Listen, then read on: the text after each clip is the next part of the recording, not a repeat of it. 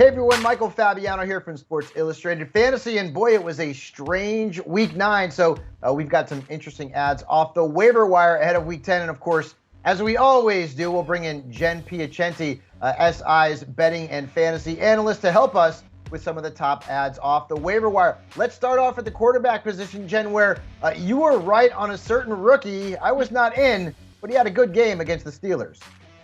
He did. He had a good game versus the Steelers, throwing for nearly 300 yards and another 45 on the ground. So Justin Fields has now finished as a top 10 QB 2 weeks in a row. It's about time, right? We were all expecting this. I'm hoping that the coaching staff stays out of his way and he can have more games that were like the fourth quarter last night.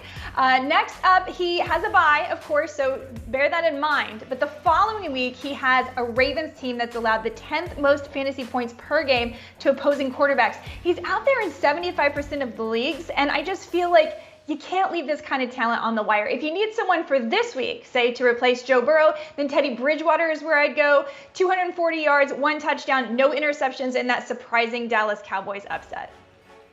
Yeah, let's not bring that up again. Taylor Heineke and Taysom Hill also on Jen's list. Move on to the running back position, where we're going to talk about a couple of, I guess, oldies but goodies.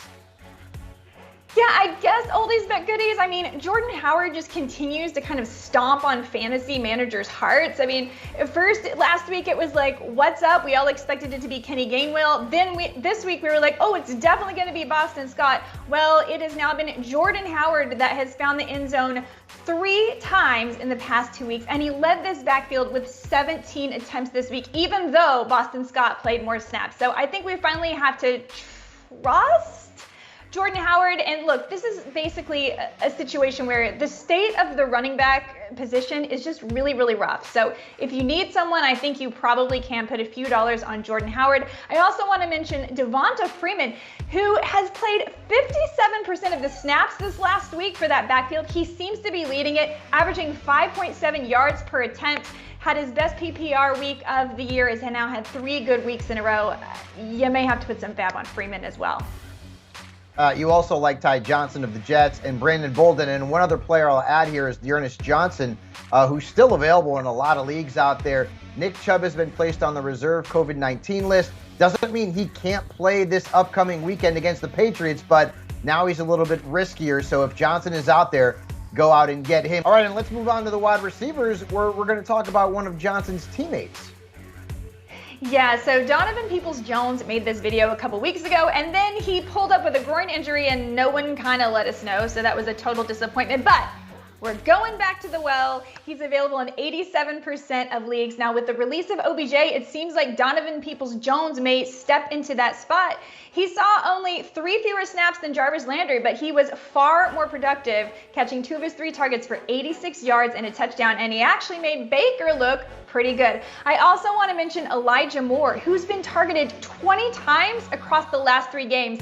He caught 7 of those 8 for 84 yards and 2 touchdowns on Thursday. Now, Corey Davis remains out, but he could be back this week, but I kind of like it because maybe Tre'Davious White will be all over Davis.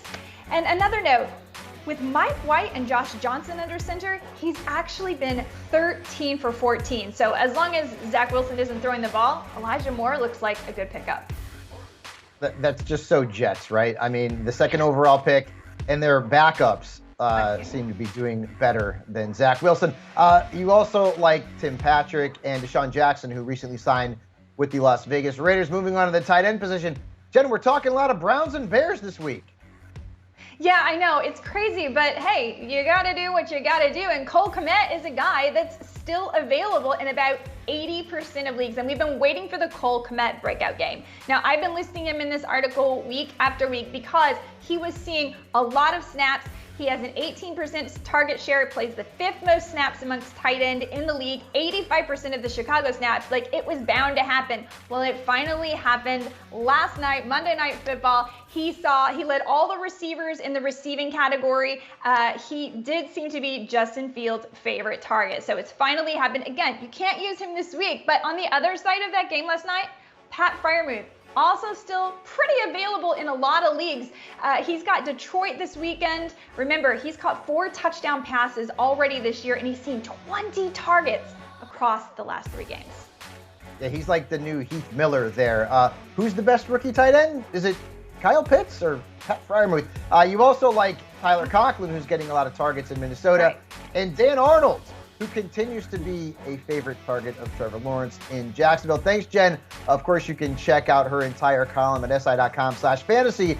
And also, be sure to check out the Sports Illustrated YouTube channel, where you can find more videos, including a lot of fantasy advice, a lot of great fantasy advice, waiver wire, start 'em and sit 'em, and much more.